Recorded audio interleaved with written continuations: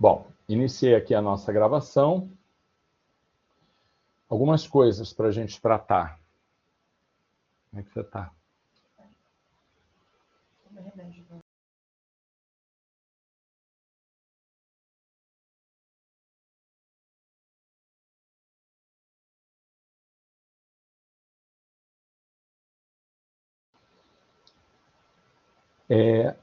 Temos aqui algumas coisas para tratar e um conteúdo, né, novo para poder ver.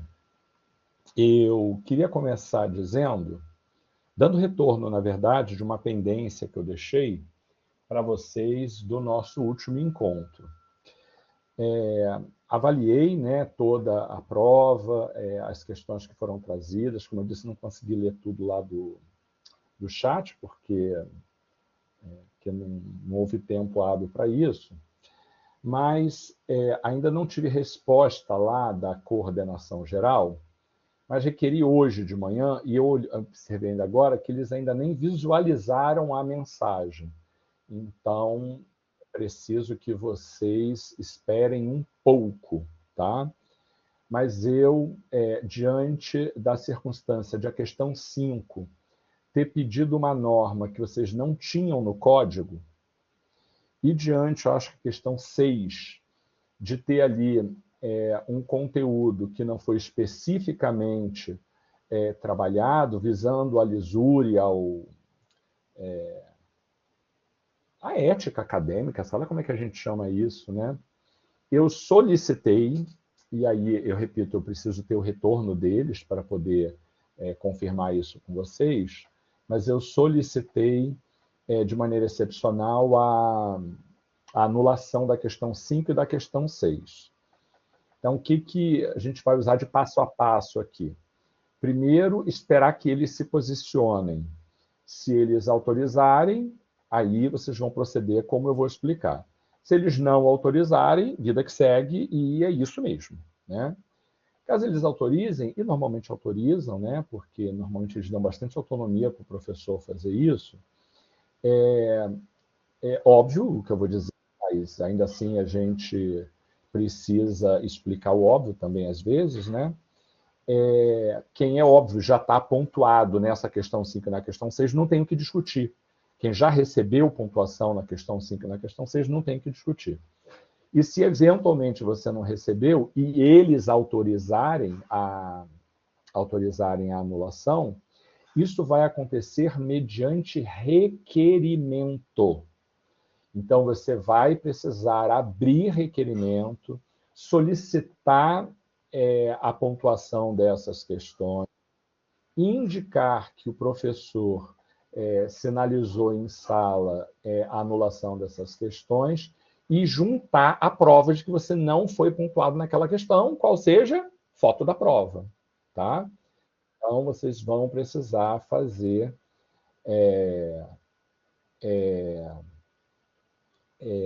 requerimento. Precisa fazer requerimento, tá bom? E aí, eu repito, espera um pouquinho, porque se vocês fizerem requerimento hoje e rapidamente um coordenador desses pegar, ele vai indeferir. Vai indeferir porque a coordenação geral ainda não autorizou. Eu mandei mensagem para ele hoje de manhã e ele ainda não visualizou. Lá para segunda-feira, se ele não me responder até o início da tarde, eu dou uma ligada para dar uma cobrada nisso. Então, espera, assim, lá para terça-feira, para poder fazer requerimento. E faz requerimento direitinho, né? Deseja a pontuação da questão tal, tendo em vista que o professor sinalizou que a questão está anulada, e aí bota a foto da prova, instrui requerimento direitinho para não dar problema, tá bom? Então, é isso. Requerimento. Precisa fazer requerimento. E aí espera só um pouquinho, porque se algum coordenador for muito rápido, ele vai indeferir, porque ainda não tem essa notícia, né, digamos, dada para as coordenações. Então, precisa esperar um pouquinho para a coordenação geral, informar as coordenações locais e tal, e poder dar tudo certinho. Tá bom? Diga, Luiz. Tudo bem, querido? Boa noite. Boa noite, professor. Boa noite, turma. Professor, quais foram as questões que foram anuladas? 5 e 6. Ah, tá ok. Obrigado, professor. E veja, eu ainda não estou dizendo que elas foram lá, eu estou dizendo que eu requeri. Em regra, até hoje, que eu tenha visto, a coordenação acolhe, tá? Até hoje eles acolhem, nunca vi diferente. Mas eu sou sempre responsável com a informação. E a informação é essa: eu solicitei, a coordenação geral tem que autorizar, tá bom? E normalmente autoriza, mas eu não posso prometer ainda, tá? Só posso dizer, e isso é fato, que eu solicitei. Ah, tá ok, então, professor. Obrigado, tá? Nada, querido. André, eu não sei como é que faz isso, se isso faz diferença. Vou te explicar. Eu não estou em todas as unidades, óbvio, né? Eu estou em Tijuca, Meier e Jacarepaguá. No Meier, por exemplo, o que a pessoa responsável lá pela correção ele fez? Ano passado, a gente teve uma situação de anulação de um professor de introdução 2, sei lá, uma disciplina assim. E aí eu vi que ele comentou isso. Ele falou: quem entrar com requerimento e tal, vou alterar. Mas eu vou pegar aqui. Então ele pegou as que estavam lá e preventivamente ele já reviu todas as provas que ainda estavam com ele. Entendeu? É a conduta de um funcionário proativo, né? Então isso ele fez. Eu não sei se todos farão. O que eu quero te dizer de forma clara? Falando em português claro, se você deixar para pegar um pouco depois, pode ser que eles já te entreguem com isso acertado. Entendeu, André? E pode ser que não. Não sei. Então, assim, vê o que você acha melhor. Se pegar e não tiver ajustado, depois só fazer o requerimento. Se às vezes esperar um pouquinho mais, talvez, se o funcionário tiver essa conduta mais proativa, ele já te entregue com a coisa resolvida sem precisar fazer o requerimento. Seja como for, vai resolver. Seja como for, isso resolve, tá, André? Vê aí o que você acha melhor. Vamos lá. Hoje, vamos então falar do nosso conteúdo. Nosso assunto de hoje é a psicologia jurídica e as suas aplicações no direito de família. Antes de a gente começar, ficou alguma dúvida sobre qualquer coisa, enfim, de procedimento?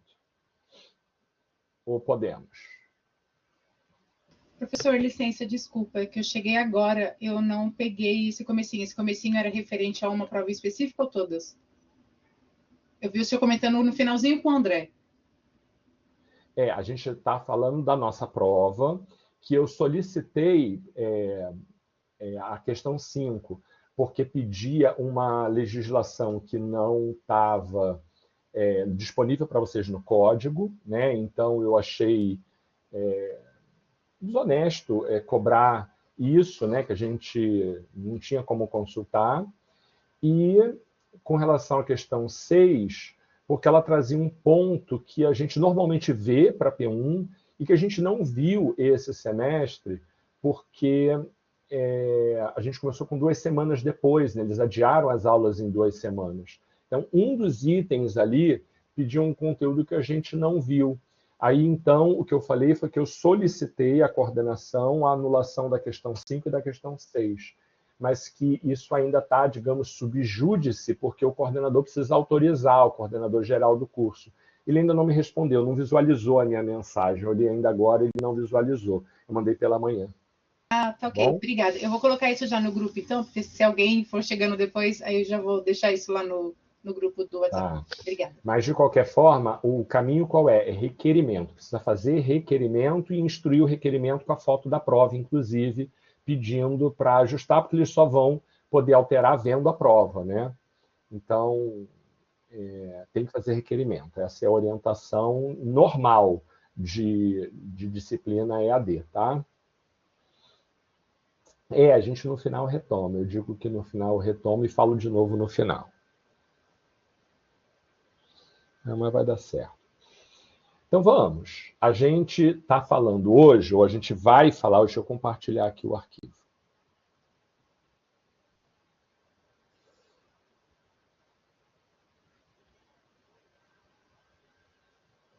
Então vamos lá. Óbvio, né? A disciplina é psicologia jurídica. Já deixei contato para vocês, Nelson Tavares, psicoterapeuta. A gente vai falar hoje sobre a psicologia jurídica, é óbvio, né? E a sua aplicação no direito de família.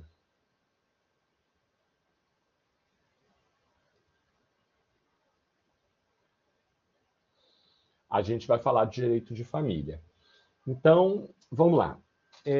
Eu queria começar contextualizando que de todos os ramos do direito, eu não estou exagerando, exceto talvez a área de tecnologia, sabe? Direito e tecnologia. Talvez, exceto direito e tecnologia, exceto isso, certamente o direito de família é o ramo do direito em que mais rapidamente e em maior volume a gente tem um frenesi social, a gente tem uma ebulição de mudanças e uma alteração da aplicação do direito numa rapidez que não é comum no direito de uma forma geral. Eu entendo que isso se deve a diversos fatores, por isso eu estou chamando esse primeiro momento de contextualização. Eu vou começar pelos menos importantes e vou chegar aos mais importantes depois, tá? Algumas pessoas apontam que o número de separações e divórcio transformam as relações familiares.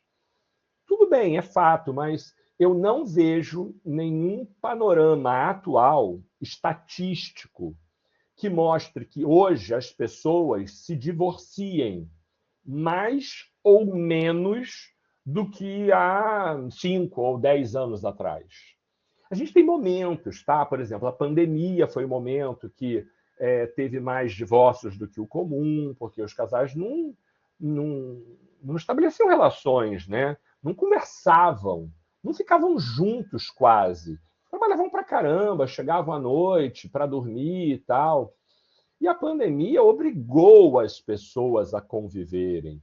A pandemia aproximou as pessoas, jogou luz nas características que todos nós trazemos.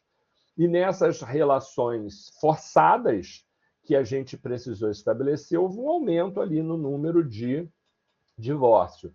Mas isso é pontual, assim, tem a ver com grandes acontecimentos. Não é um movimento natural, hoje as pessoas se divorciam mais ou menos do que antes. Não vejo isso de forma relevante, a não ser em eventos assim muito específicos, como é o caso da tão badalada, do ponto de vista histórico, pandemia de Covid-19. Então, é fato que as pessoas hoje divorciam, mas também divorciam porque podem, né? Porque o direito a divórcio entrou no Brasil, o divórcio direto entrou no Brasil em 77. Então, em 77 é ontem, 50 anos quase isso, né? Quer dizer que os seus pais, os seus avós, muitos deles ainda vivos, casaram sem poder divorciar, sem chance de que algum dia poderia se desvencilhar daquela pessoa. Não havia indício disso, sabe? Pessoas, muitas, ainda vivas hoje, casaram sem a perspectiva de que poderiam descasar. Então, essa coisa, né, de número de divórcio e tal, também tem a ver com o fato de que hoje as pessoas podem, e antes não podiam. E no início de quando podiam, podia, mas era socialmente recriminável, um outro contexto, né? Então, não vejo isso como determinante, mas é um fator, né? O número de divórcios, isso acho que muda a cara do que hoje é família, de como se enxerga a família, de como se enxergam os papéis de família. A diferença entre conjugalidade e parentalidade é um fato importante. A ideia de conjugalidade, né, de pessoas que são cônjuges porque têm uma união fruto de casamento, isso para mim é muito importante. Casamento, para a sociedade como um todo e para a própria Constituição anterior à Constituição vigente, família era só um núcleo formado por pessoas casadas. A gente não tinha a perspectiva de que você seria família se você não se unisse a uma pessoa por meio do casamento. Então, o casamento era elemento central. E, basicamente, o que estabelecia as relações de parentalidade era DNA. Se nasceu de, é parente. Não nasceu de, aquilo não tinha ares de parentalidade. Gente, se você olhar que de 88 para cá, as coisas mudaram tanto, que é até difícil de imaginar.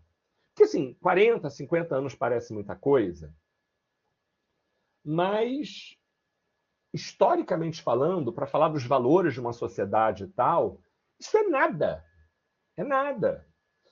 E a quantidade de transformações que a gente observou na visão sobre família, na visão dos relacionamentos familiares, na visão da tutela do direito, é um troço de deixar qualquer pessoa presa. Repito que, até pouco tempo, se você não estivesse casado, você não tinha a noção de conjugalidade, não tinha a noção de parentalidade. Você precisava casar para ter direitos, né? A Constituição de 88 reconhecer que a união estável é uma forma de constituir família, isso é uma mega revolução. Vocês devem conhecer pessoas que, mesmo depois da Constituição de 88, não casadas, não tinham reconhecimento de nada. As pessoas que viviam com alguém e não eram casadas eram alijadas da sociedade como pessoas sem direito e sem moral. A pessoa que convivia com alguém e não tinha chancela de um papel, de um casamento, essa mulher, também o homem, mas eu acho que sempre pesou mais para a mulher do que para o homem, isso é uma questão histórica, né? A mulher era tida como menos qualificada, depravada, e daí por diante. Havia um sensor social assim, de peso, de crítica, muito grande em cima da mulher. E a Constituição de 88 reconhece que a união estável forma família. Forma família. Que é uma forma de quebrar esse tabu, que é uma forma de quebrar esse senso comum que predominava e que talvez ainda predomine na cabeça de um e outro. Mas a Constituição fez mais do que reconhecer a união estável como uma forma de constituir família. A Constituição reconheceu a chamada família monoparental. Isso está lá no artigo 226 da Constituição. A família monoparental é uma família constituída apenas por pai com filhos ou apenas por mãe com filhos. E reconhecer isso como uma entidade familiar, mesmo sem casamento, tem um peso moral, hermenêutico muito importante. O legislador originário, quando diz isso, ele abre espaço para o que depois o STF consolidou como entendimento do nosso Tribunal Constitucional. Eles consolidaram a ideia de que, quando o legislador traz família formada por 3 arranjos diferentes, a família formada pelo casamento, a família formada pela união estável e a família formada pela relação monoparental, Não era porque o legislador estava dizendo que famílias são só essas três. Quando a gente tinha uma visão anterior de que família só se formava pelo casamento e o legislador abre essas três hipóteses, diz o STF que o legislador originário fez foi, presta atenção, exemplificar o que pode constituir uma entidade familiar. Falando de forma mais clara, este é um rol exemplificativo e não taxativo. O legislador não está fechando que só essas três modalidades constituem família. Ele, ao ampliar, ele está dizendo, sociedade, família não é só casamento, não, tá? Há outros arranjos que também constituem família. E com isso o STF deu um recado social muito importante, que é o de que muitos arranjos, muitos modelos, muitos formatos, chame como preferir, também poderiam ser reconhecidos como uma entidade familiar.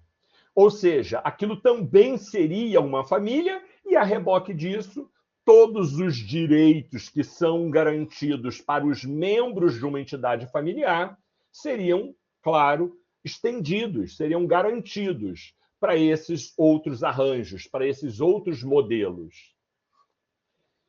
E isso foi de uma rapidez inimaginável para o que a gente conhece de direito, para o que a gente conhece de ordenamento jurídico positivado, para o que a gente conhece de Estado democrático de direito. Porque a gente saiu de uma concepção absoluta de que família era só casamento, para que família eram outros arranjos, até a gente, por exemplo, vou pegar alguns exemplos paradigmáticos, porque há muitos outros, eu poderia ficar aqui uma aula inteira só falando disso, mas a gente reconhece que um arranjo familiar a quem foi negado historicamente sempre qualquer direito, ali também havia uma família. Eu estou me referindo aos arranjos homoafetivos.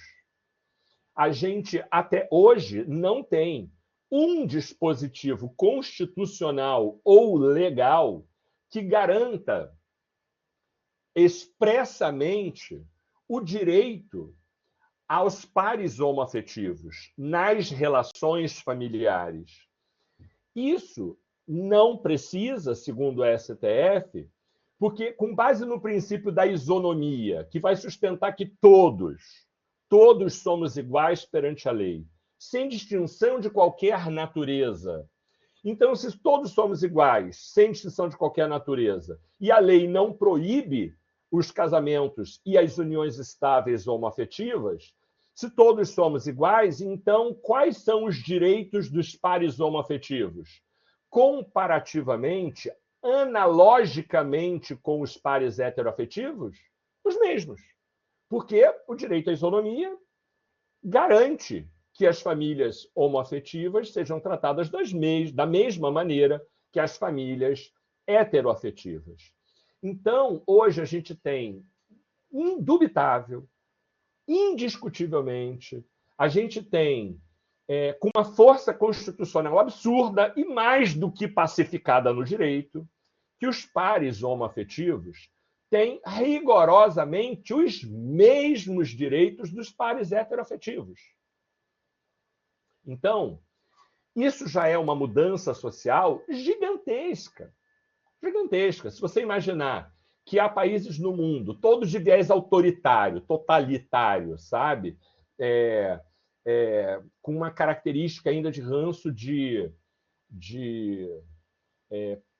governos ditatoriais, mas que ainda existem países que criminalizam a conduta homoafetiva, entender que o casamento homoafetivo e que a união estável homoafetiva são um direito no nosso ordenamento, isso é um salto enorme. Isso parece já, e é mesmo, por si só e tal, mas tem muito mais coisa além disso. Para vocês entenderem esse frenesi, essa rapidez com que o direito de família se atualiza, né? Para vocês entenderem a lógica, primeiro o STJ reconheceu o direito à união estável homoafetiva. O STJ reconheceu.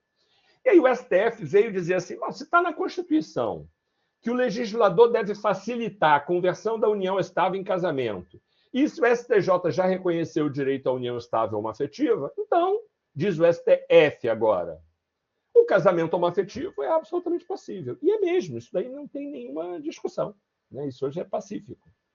E, repito, isso é um grande salto valorativo para compreender os contornos do que é família, de como se comporta, de como são esses direitos, de como é que a gente trata tudo isso, mas eu vou bem mais adiante. A gente tem depois várias discussões, como, por exemplo, o arranjo da família mosaico. O que é a família mosaico? Uma família constituída pelo matrimônio. Família A, vamos assim chamar. Família B também constituída pelo matrimônio, ou por uma união estável, tanto faz, tá? Mas são duas famílias diferentes, família A, família B. E nem entra em discussão se é hétero ou homoafetivo, pode ser qualquer uma das duas coisas, isso já está superado. Então, essa família tem filhos, essa família também tem filhos, né? E aí, esses pares se divorciam, tá? Se divorciam. E este membro do casal anterior se casa, ou tem uma união estável, com este membro da outra entidade familiar. Divorciam-se e esses membros formam um novo casamento. Esse casamento vai constituir uma família que traz dos arranjos anteriores filhos. Filhos de um casamento, filhos do outro casamento. E esses podem ter filhos comuns. Filhos nascidos desta união.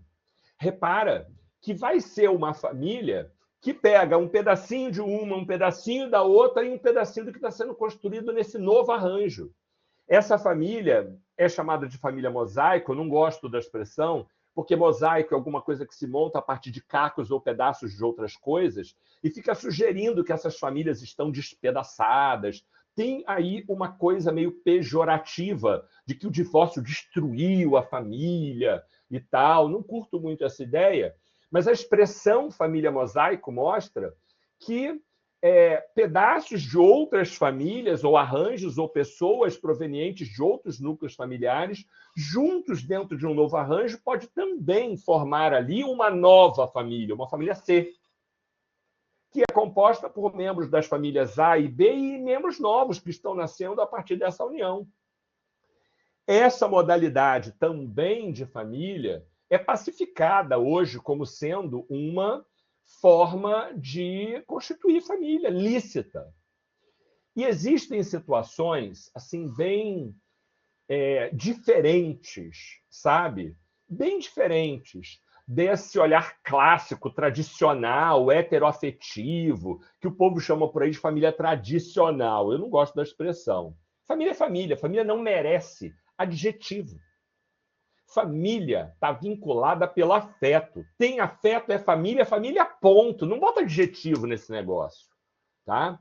A gente, no direito, classifica por uma questão de compreender, né, o que a gente está tratando, o que está discutindo. É uma questão de ordem técnica. Mas na vida, na sociedade, dar adjetivo para a família já tem ares de preconceito. Tá? E a gente deve rechaçar isso, né? O preconceito é um mal que deve ser extirpado, de qualquer natureza, qualquer que seja o preconceito. Então, família é família, família unida pelo afeto. Então, se você observar, eu estava ouvindo hoje histórias de manhã, na aula de manhã, e tem histórias que eu vejo ao longo da vida, seja com os meus pacientes, seja advogando, né, com os meus clientes do escritório, seja de ouvir história da vida. Então, por exemplo, já tive aluna que me contou que tinha um amigo sozinho, doente, com dificuldades, com uma boa pensão, e ela também sozinha, solteira, sem companheiro. E aí essa pessoa chega e diz assim, amiga, gosto tanto de você e tal, eu estou tão vulnerável, tão doente, e estou com a doença tal, e tenho uma boa pensão, você passa por dificuldade. A gente podia casar no papel, viver junto, morar junto, você cuida de mim. não teria nenhum ar de família constituída no sentido de relação sexual, isso e aquilo, mas a gente seria casado no papel e você poderia receber a minha pensão quando eu morrer. É óbvio que essa conduta, uma conduta de fraude, tá? Essa é uma conduta de fraude. Mas, para além da questão jurídica, depois de muitos anos casada com ele nesse formato, eles não são efetivamente um casal, porque nunca teve o objetivo de constituir família. Mas é mais do que amizade hoje. Não é como era lá no começo, não tem uma relação de pura amizade. Tem uma relação de cuidado um com o outro, de respeito um com o outro. Tanto que ela me diz coisas do tipo, Nelson, eu nunca fiquei com ninguém na frente dele. Porque ainda que eu não seja mulher dele, eu estou casada com ele no papel. E estar com uma pessoa na frente dele me soa de respeito. Eu nunca consegui estabelecer um relacionamento depois que eu casei com ele, porque isso me parece errado. E eu, claro, não estou falando de um outro casamento, porque isso é bigamia, não pode, mas estou falando de uma pessoa que tem um casamento de fachada e que, em tese, poderia perfeitamente namorar com alguém. Ela diz, não namorei dali para frente, não namorei com mais ninguém. Então, tem um respeito, talvez, eu vou arriscar aqui dizer, um respeito maior do que muitos casais casados, em que num arranjo de fidelidade, eles traiam um ao outro mútua e ininterruptamente.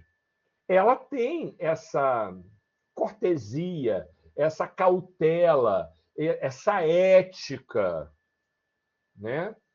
Então, repara que ali tem uma coisa diferente. Repito, eu não tiro disso o véu da fraude. Mas tem uma coisa diferente ali. Eu conheço famílias que são formadas sem sexo. Famílias que são formadas sem relação de DNA. Conheço famílias de todos os tipos. E isso, sim, à luz do direito, é família. Pode não ser casamento, mas é família. E aí a gente chega num exemplo que tem, talvez, a mesma força que a revolução que o reconhecimento dos pares homoafetivos teve. Hoje, muito recente, de poucos meses, de menos de um ano atrás, que é o reconhecimento da família multiespécie. O STJ reconheceu que uma família pode ser formada por membros de espécies diferentes. Sim, eu estou me referindo aos pets, os animais domésticos que você considera como membro da sua família são, à luz do STF, membro de uma entidade familiar. Isso quer dizer que tem relação de parentesco entre eles? Não. Isso quer dizer que eles recebem herança? Não. Isso quer dizer que... Um monte de coisa. Não. Mas quer dizer outras coisas, como, por exemplo, quer dizer que você pode estabelecer alimento para pet? Sim. Quer dizer que você pode estabelecer visita para pet? Sim. Quer dizer que você pode estabelecer guarda compartilhada para pet? Sim. Seríssimo. Sim, alimento para pet. É igual alimento para filho? Não, não é. Para filho, os alimentos são necessários para manter o padrão de vida com dignidade. E para pet, completamente diferente. É para manter as despesas que se tem com o pet, porque é caro. E só para lembrar, isso é tão sério, tão grave, tão arraigado nos valores da sociedade, que a gente tem um crescimento no número de pets que faz desse mercado um dos 5 mercados mais, dos setores, dos ramos de atuação mais lucrativos da atualidade. Não sei se data super atualizado, mas há pouco tempo eu vi isso. Isso faz com que a gente tenha investimento, por exemplo, em plano de saúde para pet, em psicólogo para pet, em hotel para pet, em spa para pet, e daí por diante. Não podemos negar o valor que as pessoas dão para os seus animais domésticos. Eu queria retomar com vocês uma teoria fundamental do direito, proposta pelo jusfilósofo Miguel Reale, chamada teoria tridimensional do direito. Isso aí. Isso aí, Luciene. Essa família em que os pets fazem parte são chamadas de família multiespécie. Tá? É isso, Arthur. Tem mesmo. Muitos têm. Porque é caro manter, né? E ter plano de saúde é uma forma de seguro, de segurança. Então, precisamos reconhecer que isso existe. Precisamos reconhecer que isso está no mundo. E o Miguel Reale, na sua teoria tridimensional do direito, é isso mesmo, família multiespécie. Está lá no STJ. O STJ já tem várias decisões nesse sentido. E aí, a gente tem a ideia de que o Miguel Reale vai falar que só existe fenômeno jurídico se isso for estruturado a partir de um tripé, por isso tridimensional, né, a estrutura do direito. Fato, valor e norma.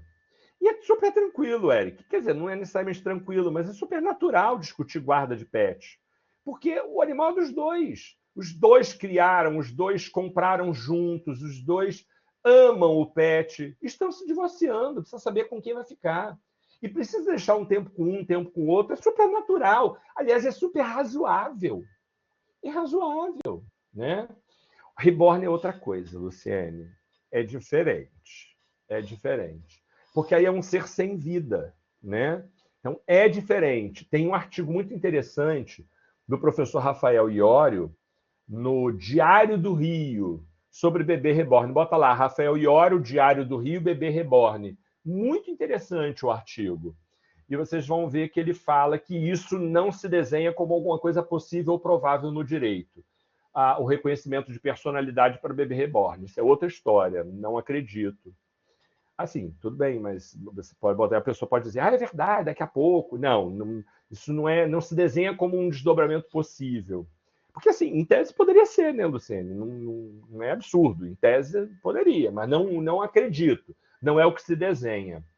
Então, olha o Miguel Reale, olha que coisa interessante que o Reale fala. O direito nasce do fato, tudo tem a ver com fato. A gente só discute casamento homoafetivo porque pessoas homoafetivas se relacionam, pessoas LGBT se relacionam, entende? A gente só fala de família multiespécie porque pessoas consideram pets membros da sua família. A gente só discute no direito barriga de aluguel porque pessoas emprestam o seu ventre para gerar filho de outras. Porque se isso não acontecesse na realidade fática, se isso não acontecesse no campo da vida social, o direito não estaria discutindo isso.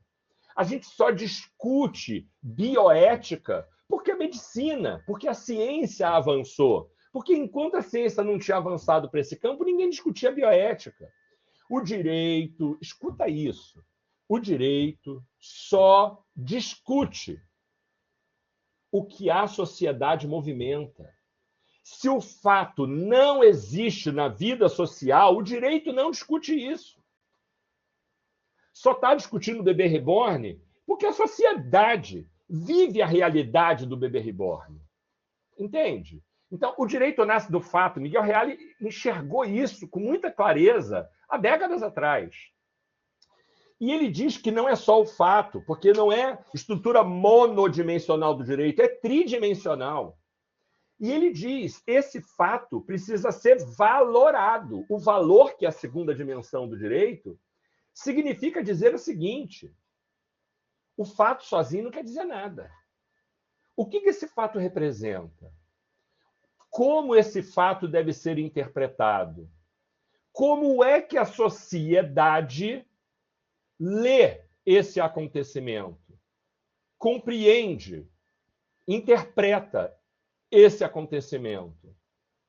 Os valores sociais acolhem isso como adequado, justo, necessário, correto, possível? Isso é relevante. Se a gente olhar há não muito tempo atrás, a gente tinha o adultério como crime passível de encarceramento. E hoje a gente tem o adultério como um fato social noticiado nas mídias com a maior naturalidade. A sociedade vai mudando. Os valores vão mudando. A compreensão do chamado homem médio como expressão própria do direito vai mudando. E a mudança desta compreensão, dessa mentalidade, a mudança desses valores vai mudando também a maneira como a gente interpreta os fatos juridicamente relevantes. E, consequentemente, a terceira dimensão, que é a norma, a maneira como a norma é aplicada muda. E muda tanto na produção da norma quanto na aplicação da norma. A gente tem leis que nascem por conta dessa nova valoração que se dá aos fatos. Fatos novos ou fatos antigos que são encarados agora de um jeito completamente diferente. A maneira como nós valoramos os fatos sociais que se dão na vida influencia tanto a produção da norma quanto a interpretação da norma, mas fato é que resvala na norma.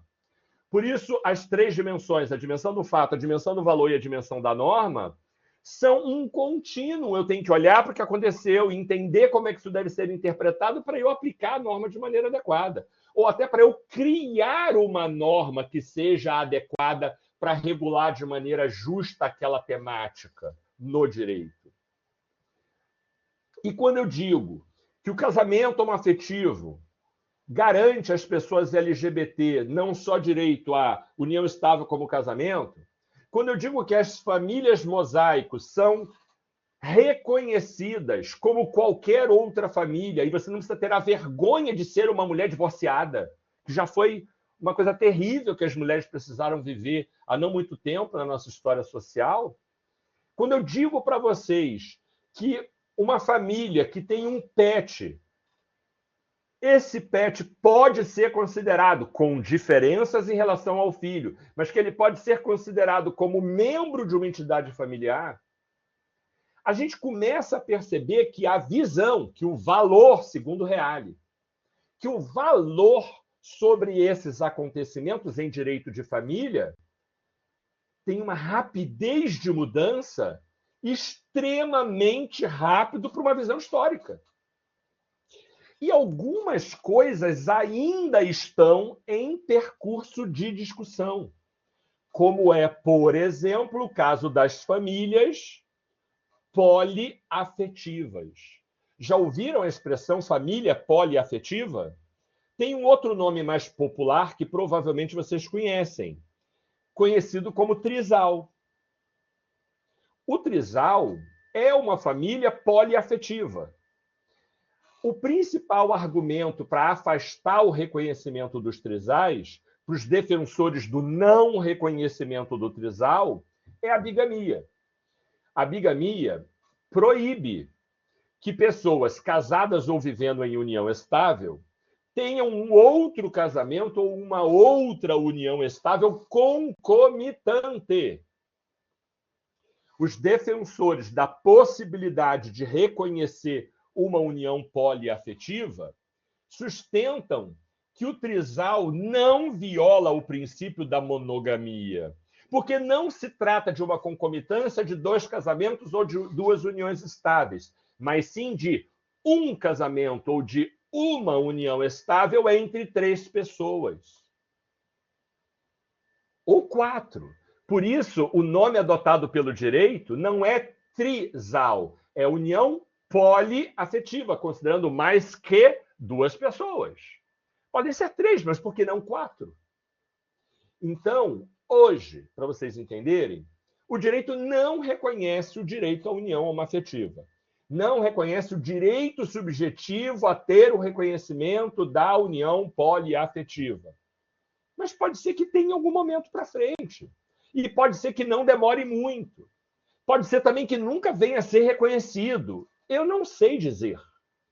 Mas muitas coisas que se dizia que nunca seria reconhecida, hoje são pacíficas.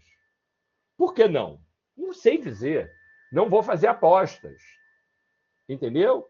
Mas fato é que a união poliafetiva hoje ainda tem um olhar pejorativo na sociedade. É muito mais aceito, segundo pesquisas, um relacionamento aberto do que um relacionamento poliafetivo. E há muitas maneiras de estabelecer essas relações de conjugalidade. Eu, atuando em direito de família, estou cansado de ver casais que se divorciam casados. E a expressão ficou estranha, eu vou explicar. Pessoas que desistem de se divorciar, se mantêm casados e, não raro, coabitando, mas cada um vive na sua vida, como se solteiro fosse. Porque lá pode, aqui não. Então, aqui essas uniões não são ainda reconhecidas, Gabi. Então, um muçulmano que vem para cá com a sua cultura aqui não vai poder casar com várias mulheres. Se ele quiser casar, ele vai ter que casar lá no país dele, para ter direito lá. Aqui a gente ainda não tem esse reconhecimento. Então, entende que quando uma pessoa resolve ficar casada para manter a aparência e viver como se solteiro fosse, isso é um arranjo familiar. Pode ser bom para algumas pessoas e ruim para outras. Inadmissível para algumas pessoas, mas que salva e traz felicidade para outras. Eu não estou aqui para sustentar nenhum modelo A, B, C ou D. Não é essa a minha intenção hoje. O que eu quero mostrar para vocês é que, isso existe. 2, o direito reconhece isso. E 3, isso depende dos valores, lá na palavra de Miguel Reale. E que esses valores mudam, se atualizam com o caminhar das coisas. E que, repito, fora a tecnologia, talvez nenhum outro ramo do direito, nenhum outro, tenha tanta mudança e tão radicais mudanças tão rapidamente quanto o direito de família. Esse contexto que eu estou aqui traçando para vocês traz consequências, provocações, reflexões inimagináveis no campo do judiciário. E, diante dessas circunstâncias, parará na mão de um juiz como ele vai resolver tudo isso. E, na medida em que reconhece esta ou aquela entidade familiar, este ou aquele arranjo familiar, eu tenho que saber, e como é que fica? Como é que fica a pensão? Como é que fica patrimônio? Como é que fica a guarda? Como é que fica a visitação? Como é que fica a herança? Como é que fica... Boa noite. Como é que fica tudo isso? E ninguém tem tanta capacidade de auscultar profundamente o que tudo isso representa para esse núcleo familiar, compreendendo que razões são essas, que emoções são essas, que motivações são essas, o que está envolvido nisso tudo, nessa subjetividade toda. Ninguém é tão competente em avaliar isso, em compreender esses valores, mais do que a psicologia. Ao psicoterapeuta, que tem uma orientação naturalmente não preconceituosa, é o que se espera, eu tenho ali a chance de, mais do que estabelecer uma regra, isso e aquilo, mas de entender o que motiva essas pessoas, o que traz felicidade para essas pessoas, o que traz estabilidade para essas pessoas. Que motivações são essas que levam essa pessoa a adotar esse arranjo específico na sua busca da paz social?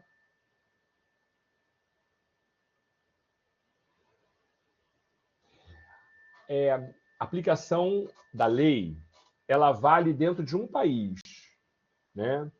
Então, se eu sou casado no Brasil e eu vou morar na Irlanda, eu sou casado no Brasil, não na Irlanda.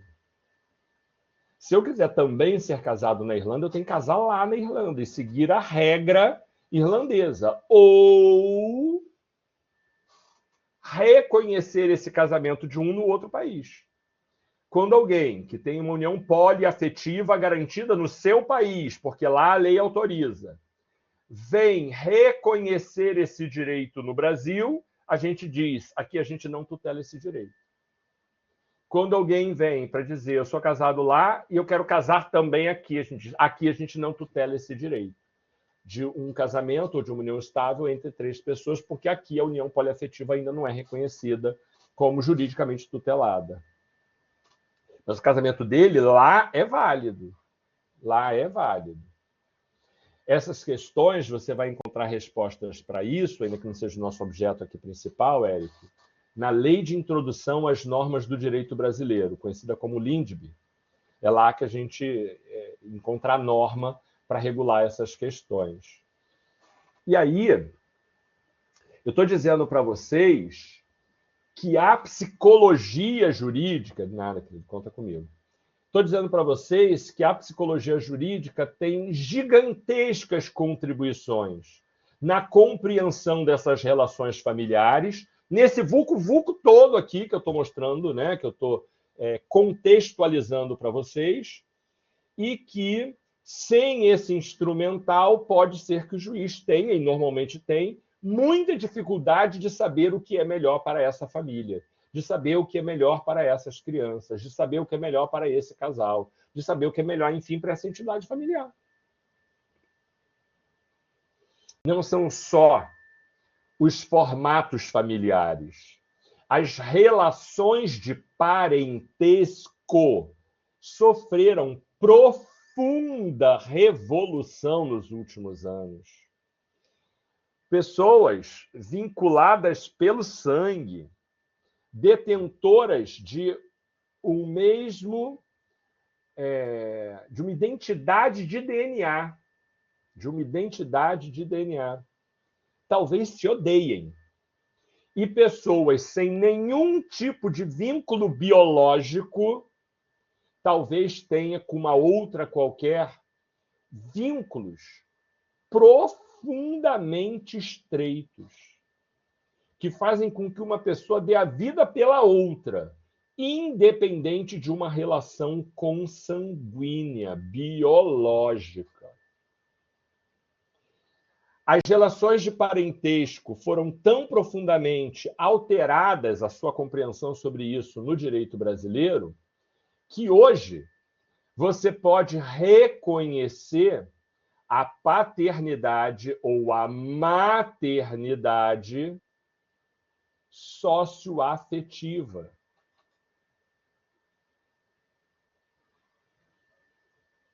Mas ele não vai fazer o inventário aqui, ele vai fazer o inventário lá, Laiana. Vai fazer lá. A gente pode fazer inventário aqui de bem que está na Europa, não tem problema nenhum. Assim como você pode fazer inventário na Síria de bens que estão no Brasil. Não tem nenhum problema. A inventário tem que ser feito lá. Não, o STF não se posicionou sobre isso, Luciane, porque ele não foi provocado sobre a união poliafetiva. Quem falou sobre isso e proibiu foi o CNJ, que proibiu os cartórios de fazerem uniões estáveis poliafetivas. Foi o CNJ quem proibiu. O STF ainda não apreciou essa matéria, ele não foi provocado, não chegou a STF essa discussão. Tá? O CNJ é que emitiu orientação expressa de que os cartórios não reconhecessem as uniões estáveis poliafetivas. Na verdade, a união estável é feita não por contrato, é feita por escritura pública. Essa história da união estável por contrato já não existe mais. Foi uma fase muito antiga da união estável, isso já não existe mais. Hoje é feita por escritura pública. Então, de novo, Anderson, como as uniões homoafetivas, não. A paternidade socioafetiva não tem previsão legal. O que tem previsão legal, isso indiretamente acaba sendo a mesma coisa, né, mas é por interpretação, é de que você pode administrativamente, portanto, direto no cartório, não precisa nem de ação judicial. Não precisa. Você pode, com advogado sempre, você pode ajuizar a ação para... Ajuização, nada. Você pode fazer o pedido administrativo, pode fazer o pedido administrativo para acrescentar no teu registro civil o nome de uma terceira pessoa e até de uma quarta, mas aí tem uma polêmica se essa quarta pode ser via cartório ou se tem que ter ação judicial. Mas a terceira não tem polêmica. Você pode acrescentar um terceiro nome na sua filiação diretamente no cartório com a presença de um advogado, com as partes ali envolvidas, assinando e tal. Esse é o reconhecimento da parentalidade socioafetiva, tanto para a paternidade quanto para a maternidade. E aí, no começo, essa pessoa tinha que pagar alimentos, mas não dava direito à herança. E aí veio o STJ e disse assim, para tudo, peraí. É pai para uma coisa e não é pai para outra? Nada disso. É mãe de uma coisa e não é mãe para outra? Para com isso. Na verdade, se é mãe socioafetiva, esquece o adjetivo. É mãe e acabou. Então tem direito a tudo que um filho tem direito. Não, mas é só minha mãe socioafetiva. É uma relação aqui de que eu a considero mãe, mas ela não é biologicamente minha mãe. Nem me adotou. Não importa. Considera como? Registrou isso no cartório? Ela está incluída na sua filiação? Tem que pagar alimentos, se for o caso, se couber, né? Tem que ver lá as hipóteses. Tem direito à visitação, tem direito à herança, tem direito a tudo. É mãe, mãe, mãe, mãe, mãe, no sentido mais pleno da palavra, assim como é pai, pai, sócio afetivo, no mais pleno. Você imagina que uma pessoa conheça uma outra pessoa e essa pessoa está grávida. Um homem conhece uma mulher, essa mulher está grávida. Ele sabe que ela está grávida quando ele a conhece. Ou seja, está claro que aquele filho não é dele.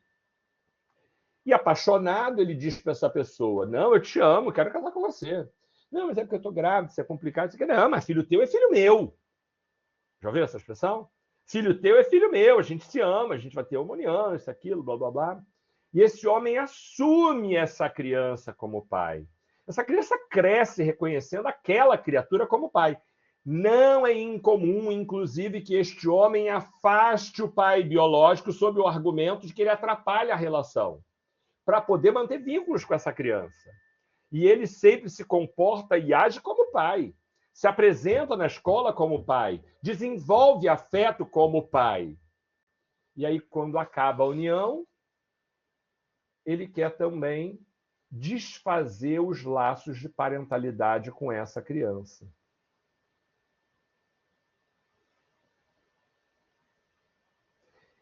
O que isso representa? Primeiro, uma crueldade. Ele primeiro seduz uma criança com a ideia de uma paternidade, de um vínculo afetivo, de uma relação de confiança, que para a criança tem um peso gigantesco, e depois, por conta do fim da união conjugal ou do relacionamento, essa pessoa quer desfazer o vínculo de parentalidade com essa criança. Isso é cruel. E aí ele diz, eu sou pai, faz exame de DNA que eu quero ver provar que eu sou pai. Essa fala existia. Claro que se for fazer um exame de DNA, não vai comprovar que é pai, porque ele assumiu essa criança como filho. Só que antes, isso não tinha peso no direito. E hoje, com o reconhecimento do Instituto da Parentalidade Socioafetiva, querida, eu não quero nem saber do exame de DNA. Eu tenho prova de que você agiu como pai, de que você assumiu o papel de pai, de que você agiu como pai? Sim. Acabou. Está resolvido. Você é pai. Você voluntariamente assumiu esse papel. E é o que vale. Você é pai. Vai ter que pagar alimentos, vai ter que deixar pensão, vai ter que visitar sob pena de responder, inclusive por abandono moral? Sim. É como qualquer pai deveria agir. Haja dessa forma. Tem um caso célebre que é o da cantora Cássia Eller. A Cássia Eller tinha uma união estável, homoafetiva, com a Maria Eugênia. A Cássia Eller queria um filho e ela combinou com um dos músicos da sua banda que eles manteriam relação sexual com o único objetivo de ela engravidar, mas que ela não precisava da presença parental desse homem para representar o papel de pai para essa criança. Porque a união estável que ela mantinha com a Maria Eugênia era a família que ela queria apresentar para esse filho. Dessa relação esporádica, com o fim de engravidar e não com o fim de constituir família, nasceu o Francisco, filho da Cássia Eller. Cássia Eller sempre foi a figura da relação que saía para trabalhar, que vivia o mundo, que era boêmia, que era que viajava, que era pessoa pública. E aí vocês já conseguem imaginar os desdobramentos disso. E Maria Eugênia era a pessoa que cuidava do Chicão. Maria Eugênia era a pessoa que estava lá quando ele acordava de madrugada, que levava para a escola, que fazia dever de casa, que ficava do lado dele quando ele adoecia. E aí Cássia Eller morre um dia, e aí o juiz, a partir de um requerimento dos avós maternos, quem gestou o Francisco foi a Cássia Eller. A pedido dos avós maternos, eles querem a guarda desse neto. Só que Francisco tinha duas mães, uma morta e uma viva. A visita dos avós maternos na vida do Francisco era pontual e rara. Pontual e rara. E mesmo assim, esses avós queriam ficar com o neto. Talvez pelo buraco que a morte de uma filha querida tenha deixado, ou por culpa, ou não sei, não tem como saber, não tem ideia. Mas fato é que a Cássia e o filho pouco viam os pais dela, e que quando ela morre, eles querem porque querem ficar com a criança. E o juiz, num olhar da época, repara, num olhar da época, entende que a Maria Eugênia não tem nenhuma relação parental com o Francisco e defere o pedido de guarda para os avós maternos. Só que aí depois vem a vida, e não os valores que predominavam naquela época, não o preconceito que predominava naquela época, vem a vida. E o que a vida mostrou para esses dois avós? O óbvio. O Francisco tinha uma mãe viva e ele sentiu uma saudade enorme dela. Ela fazia uma falta para ele inimaginável para uma criança pequena. Não me lembro quantos anos ele tinha, mas era alguma coisa ali, provavelmente entre 6 e 7, estou fazendo um chute. A falta que ela fazia para essa criança, porque ela era cuidadora efetiva. Ela era mãe de praxe, né, na prática dessa criança. E ele foi separado dessa mãe. Ele foi separado de maneira grotesca e abrupta das duas mães, uma pela morte e outra por uma decisão judicial. E esses avós, com cerca ali de um mês, também estou chutando, mas com pouco tempo, voltaram ao juiz e requereram que a guarda fosse autorizada para Maria Eugênia. Porque, queridos, acordar todos os dias e ver essa criança triste, e ver essa criança infeliz, e ver essa criança sofrendo brusca e impensavelmente o afastamento do seu real núcleo familiar, não que os avós não sejam família, eles são. Mas quando eu digo real, é porque a criança sente que ela vive.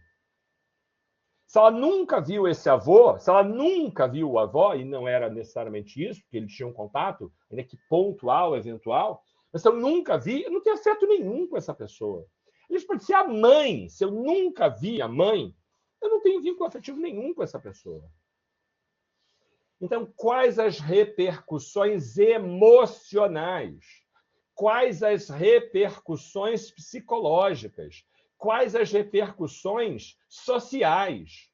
Quais as repercussões de tudo quanto é natureza que esse afastamento que o Francisco teve em relação a Maria Eugênia gerou para a vida dele e para a vida dela? O juiz, na época, motivado pela lei, estava andando para isso. Mas hoje, Maria Eugênia está dentro da situação clássica da mãe socioafetiva. Hoje, uma decisão como essa não seria mais razoável.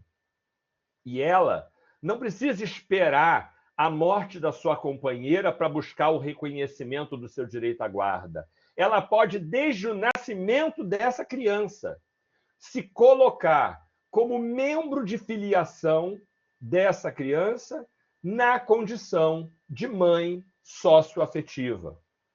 E isso significa dizer que hoje a gente considera muito mais os aspectos emocionais do que a maneira como via antes. Alguém me perguntou, onde isso está na lei? Não, lá em direito de família, no Código Civil, não está isso escrito. Mas também o CNJ, no tocante à orientação dos cartórios sobre a alteração do registro civil no tema filiação, autorizam, mediante presença de advogado e processo administrativo, o reconhecimento das famílias nada, o reconhecimento da parentalidade socioafetiva. Claro que mexe com a cabeça da criança. Perfeito, Vanessa. Anderson, sobre a sua fala, eu queria dar um exemplo de um amigo meu. Um amigo meu se casou com uma mulher que tinha 2 filhos, e um era bem pequeno, tinha 2 anos. Claro, ele está dentro desta casa, ele cuida dessa criança, ele tem afeto com essa criança tem afeto com ele. E aí, ele estava no aniversário dele, do meu amigo, né? A gente estava no aniversário dele. E aí a criança, filho da mulher dele, chega, ele sempre chama de tio. Tio fulano, tio fulano, tio fulano. Aí, no dia do aniversário dele, eu estava perto, a criança chega e diz assim, pai, olha o que eu fiz. Ele desceu na altura da criança e disse assim, olha, eu te amo profundamente. Profundamente. Você é muito importante para mim, mas eu não sou o seu pai. Eu sou o seu padrasto, eu sou marido da sua mãe. Então, o melhor jeito de você me chamar é como você sempre me chamou, tio Antônio. Porque eu te amo, mas eu te amo como seu padrasto, não como seu pai, porque o seu pai é o fulano. Com muita naturalidade, com afeto, com carinho, com toque. E a criança lidou super bem com aquilo. Lidou super bem. Eu estou dizendo que esse é um caso clássico em que esta pessoa não está assumindo o desejo de constituir uma relação de paternidade socioafetiva. Claramente manifestando o desejo de não assumir essa paternidade. Eu sou testemunha, se algum dia esta mulher buscar o reconhecimento da paternidade socioafetiva, ou de essa criança representada pela mãe buscar, de que ele, pelo menos naquele momento, estabeleceu uma relação muito clara e diversa. Eu não sei que prova vai ser juntada, que documento, que testemunha, que, enfim, mas não é qualquer pessoa que tenha afeto que tenha uma relação de parentalidade socioafetiva. É necessário para isso que eu deseje constituir laços de família com aquela criança. Eu tenho amigos, pessoas de quem eu gosto muito, muito mesmo, São pessoas por quem eu faria muitas coisas, mas não são minha família, são meus amigos. Não há uma relação parental com essas pessoas, Mosquito. Não há. Entende que afeto é a base da família, mas afeto não é suficiente para garantir uma relação de família? É necessário que haja o desejo de constituir família, mais o afeto, para que aquilo defina uma relação parental. Eu ainda nem estou discutindo quem é que tem direito a quê aqui, não estou discutindo isso. Eu ainda estou num contexto, é o que está na tela, numa contextualização, indicando para vocês que o fato está na vida. A depender de como eu valore esse fato, a norma vai ser aplicada desta ou daquela maneira. A norma vai ser criada desta ou daquela maneira. E essa valoração sobre como os fatos devem ser interpretados muda muito rápido. Não tem um lugar em que diga o que é certo, o que é errado, o que pode, o que não pode, o que... Não tem isso. Essa mudança, por tudo que eu venho dizendo hoje, é uma mudança muito rápida, aceita por uma grande parcela da população e negada por outras pessoas. Então, ninguém melhor do que a equipe multidisciplinar formada por psicólogo, por assistente social, por psiquiatra, o que mais que possa ser relevante. Ninguém melhor do que esta equipe multidisciplinar para entender as questões que atravessam essa discussão, essas discussões todas, em direito de família. A aula de hoje ainda não discute tanto que direito é esse que cada um tem, é muito mais uma aula que vai mostrar por que a psicologia jurídica tem tanta importância nas varas de família. A meta é que toda vara de família tenha uma equipe multidisciplinar responsável pela avaliação dos envolvidos. Por que isso? Porque, em grande parte dos casos de guarda, de tutela, de curatela, de alimentos, de visitação, de alienação parental e de tantos outros temas do direito de família, eu preciso da avaliação psicológica ou psiquiátrica dos envolvidos. Percebe a importância? Fica claro para vocês a importância da psicologia do direito para o direito de família nesse contexto que eu estou traçando, nessas mudanças que eu estou mostrando, nesse cenário que não tem certo e não tem errado, tem uma vida em permanente mutação. Como isso funciona para essas pessoas? Como elas entendem o que elas estão vivendo? O que representam essas relações na vida desses personagens A, B e C? Eu não posso discutir isso em tese, olhar isso para a norma como se fosse tudo igual. Cada pessoa é uma pessoa, cada família é uma família. Vou dar um exemplo para vocês. Eu tenho um amigo que ele mora aqui no Rio, mora perto de mim. A família dele é de Minas. E os pais dele vêm pouco aqui vê-lo. Ele vai mais lá ver os pais, né? E os pais estão vindo para visitá-lo aqui no Rio. Aí eu perguntei para ele: amigo, teus pais vão ficar até quando? Estão chegando hoje. Vão ficar até quando? Ele disse: não sei, amigo.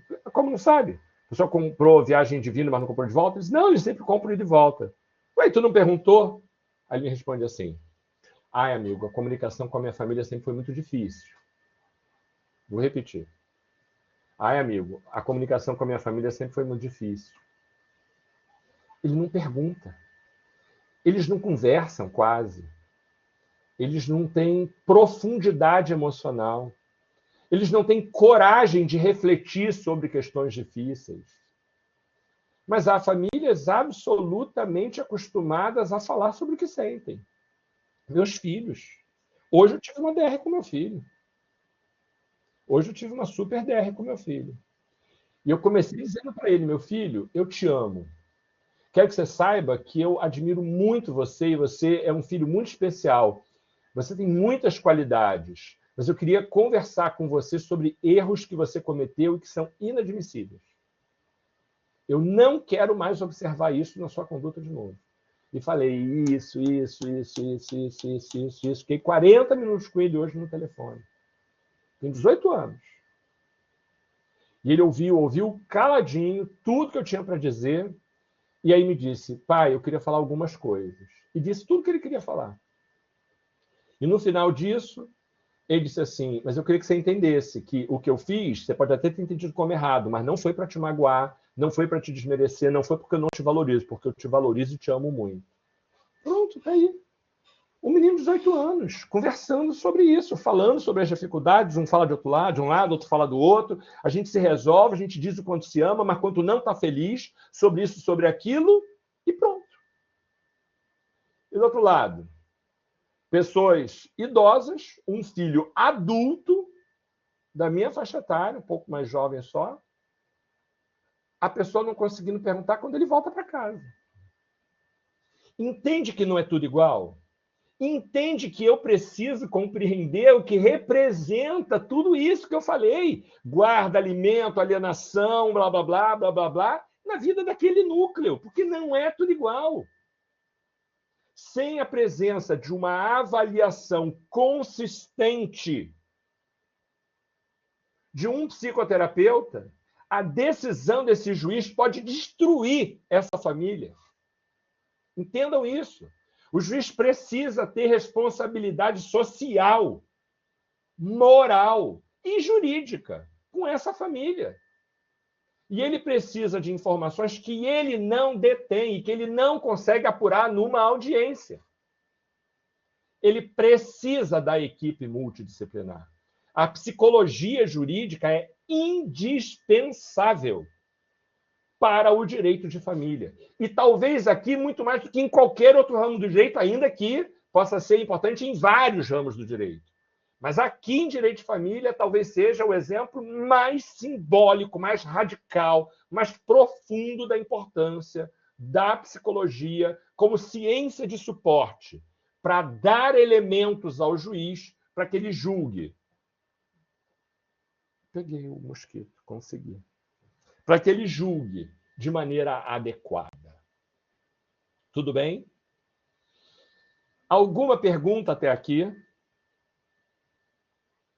Alguma pergunta? Beleza? Posso adiante? Aula que vem a gente entra nessa discussão. Como é que funciona a guarda? Como é que funciona alimentos? Como é que funciona? Tá? Hoje, repara no material que eu vou deixar para vocês. Crescimento do número de separações e divórcio, a separação que acaba com o casamento, mas não acaba com a família, o divórcio e todas as consequências, né, desse processo, nos seus aspectos legais, psicológicos, sociais, reorganização das relações e vínculos de convivência. Como eu falei, a noção de família veio se alterando, né? A definição da lei para o que é parentesco depois da separação, a questão da guarda unilateral, da visita, da guarda compartilhada, da coparentalidade, os impactos dessa reorganização da família na vida social, na vida emocional, o que diz o Código Civil, o que diz o ECA, o que diz a Constituição, a articulação entre a psicologia e o direito, demandas emocionais e questões relacionadas a essas demandas judiciais, para que o juiz perceba essa subjetividade que permeia as questões psicológicas e como isso repercute no direito. Tudo que está aí nessas cinco telas são, assim, difícil eu botar tudo que eu expliquei hoje, né? É isso, tem que assistir a aula, tem que rever a aula se for necessário, tem que anotar isso, mas muita coisa. Se eu fosse botar isso aqui, como em qualquer aula de direito de família, eu precisaria de 5, 6 aulas só para falar sobre isso. Em direito de família, a gente leva 6 aulas para tratar desses temas aqui. Não dá para botar tudo no papel, né? Mas tem um cenário aí da importância da psicologia jurídica, a contribuição dela para as temáticas do direito de família. E aí a gente vê problemas como a mediação, né, em direito de família, para discutir guarda, para discutir alimento, para discutir mágoa, para discutir sofrimento, para discutir abandono, para discutir indenização, para discutir desqualificação como pai, e daí por diante. É tanto tema dentro de direito de família que precisa da intervenção da equipe multidisciplinar, que é isso, né? A aula de hoje é mais para você visualizar esse campo como é fértil. E o exemplo da Cássia Eller, o exemplo das dificuldades que vocês veem de as pessoas se relacionarem com seus parentes, tudo isso mostra o quanto a subjetividade que a psicologia apreende pode ajudar a decidir melhor esses casos concretos. Então, repara aqui nesse penúltimo slide. A possibilidade de encaminhamento do trabalho do psicólogo nas varas de famílias é diversificada, já falei disso. É importante o profissional ter clareza sobre o papel que ele tem nesse trabalho dentro das varas de direito de família, quais são as atribuições desse psicólogo, como os conhecimentos da psicologia podem contribuir na compreensão dessas demandas. Dei dezenas de exemplos hoje, né? Dezenas. Outras dezenas poderiam ter sido dadas, mas também não vou ficar 3 aulas falando de como a psicologia jurídica pode ser importante para o direito de família. Para que a gente já vai para os direitos específicos, né? As questões que surgem nas varas de família foram endereçadas inicialmente ao judiciário e não para o psicólogo. Então, é o judiciário quem tem que procurar o psicólogo, e não o contrário. E aqui o último slide.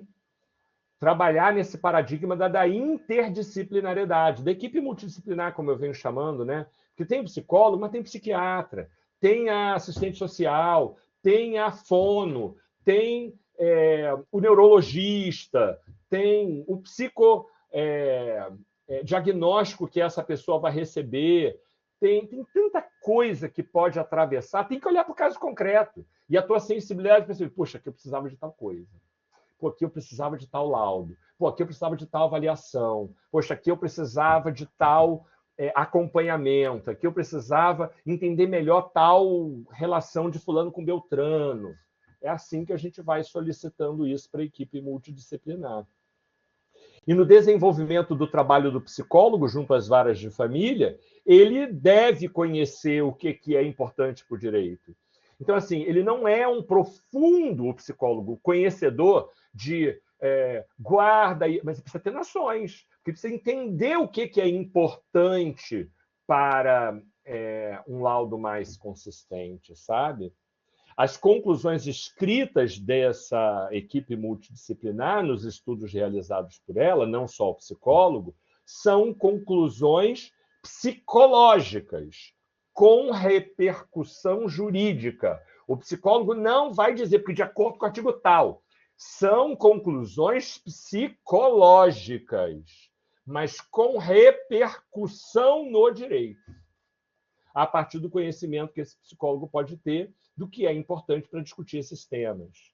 Entende? Ele não vai ficar fundamentando no laudo que tem que ficar com o pai. Por quê? Porque esse é papel do juiz. Ele não vai ficar dizendo que o artigo tal, porque nada disso. Ele vai trazer conclusões psicológicas com repercussão no direito. E quanto mais ele conhece o que é importante para essas discussões, mais a avaliação dessa equipe multidisciplinar vai efetivamente iluminar o juiz na fundamentação das suas decisões. Então, psicólogo não julga, psicólogo não decide, ele relata aquilo que ele observa, fazendo no máximo indicações psicológicas de como conduzir certos processos, para que, com base nisso, o juiz possa julgar. E o psicólogo daqui, ele precisa ter, né, o psicoterapeuta, de uma forma geral, precisa ter esse olhar sobre o direito para saber o que ele precisa trazer.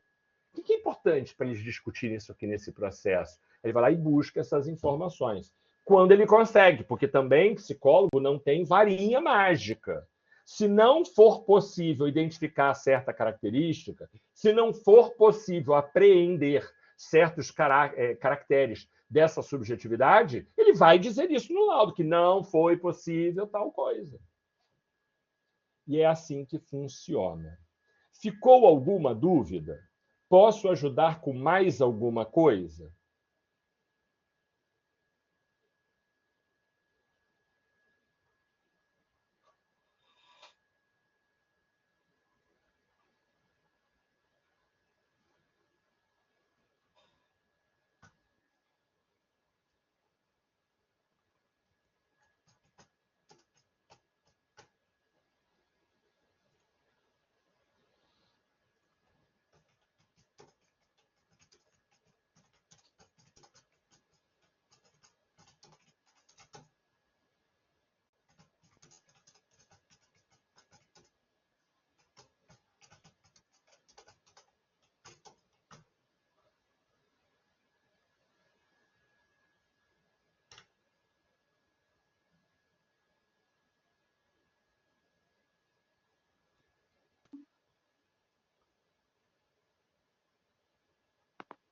Ficou sem som? Não, estou esperando vocês responderem. Enquanto isso, estou aqui salvando para poder mandar o material para vocês. Gostei da aula, boa noite, aula ótima. Agora, eu pensei que tinha caído, que andou caindo aí no meio. O volume do seu microfone é que às vezes fica baixo para mim, já em outras aulas. Uma pessoa e outra fala, mas também tem outros que não tem problema nenhum, então assim, não sei o que é, né? Difícil a gente saber o que acontece.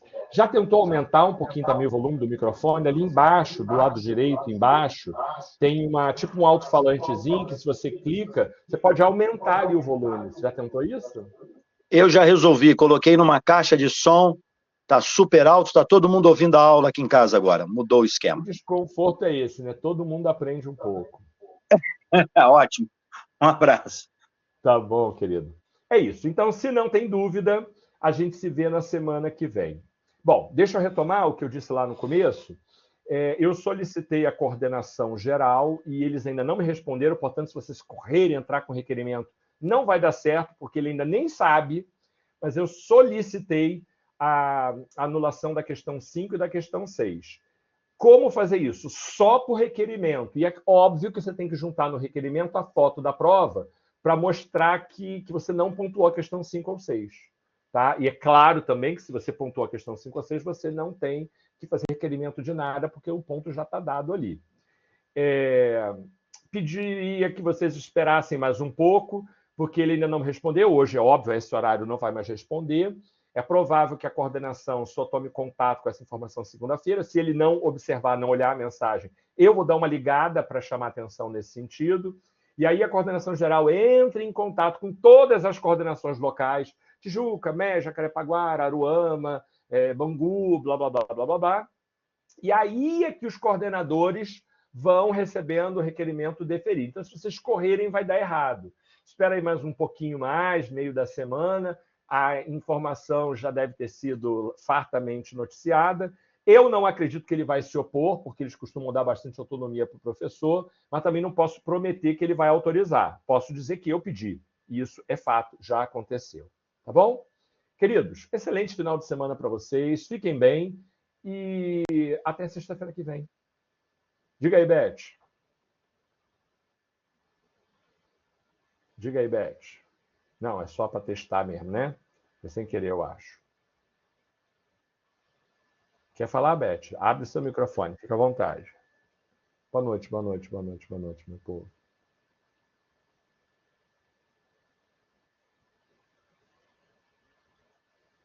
Bom, não sei se Beth quer falar, então estou imaginando que não. Quer falar, Jaque? Sim, só para... Eu vou copiar a mensagem que eu coloquei lá no grupo para o senhor ver. Se tiver alguma coisa para ser mudada, para eu já mudar agora. Tá. Deixa eu botar aqui. Ó. Atenção, questão 5 e 6 da prova foram anuladas. O professor... Não, o professor, diga assim, o professor solicitou a anulação, porque só vou saber se elas foram anuladas depois que a coordenação autorizar. Ah, você disse embaixo. Você disse embaixo. Desculpa, eu estou ansioso. Não li embaixo. O professor fez a solicitação à coordenação, mas a coordenação ainda não confirmou com ele. Perfeito. Mas ele já fez a solicitação para as questões 5 e 6 fossem lá. Cada aluno deverá ir até a sua unidade, e até a unidade não, fazer requerimento. Isso não é online? Não sei. Eu acho que é online, não é requerimento? Não sei. Também não sei. Não sei se é ir até a unidade. Tem que fazer requerimento. Como é o requerimento, eu não sei dizer. Cada aluno deve fazer requerimento solicitando a alteração da nota. Ainda sobre a prova, pediu para guardarmos, pois não vai adiantar levar a prova sem essa coordenação da aval. É isso. Mas é por requerimento. Não sei se é presencial, se é à distância, pelo ar. Não sei mesmo. Mas é por requerimento. Assim como vocês fazem qualquer outro requerimento, é lá pelo mesmo canal, tá bom? Então, só o comecinho que você pediu para mudar, né? Deve fazer o requerimento. Então, cada aluno deve fazer o requerimento, como de costume, para solicitar a alteração. Porque eu não sei como é o... Eu digo o comecinho ali que o senhor falou. Só troca mas aí depois você explica, tudo bem. Depois você explica. Ficou claro. Ficou claro. Professor, dá para fazer o requerimento dos dois jeitos, procurando a coordenação ou online também. Perfeito. Então eu vou deixar isso na mensagem já. Cada aluno deve fazer pelo portal ou... Mas eu não sei se é em todas as unidades. Não sei, gente, mesmo. É bom procurar a coordenação. Porque tem procedimento que coordenadores adotam que é só ali, aí outro não faz a mesma coisa. Juro que não sei essas coisas. Mas fato é que a orientação lá que me disseram tem que ser sempre requerimento isso, professor. Tá bom? Tá, deixa eu botar lá.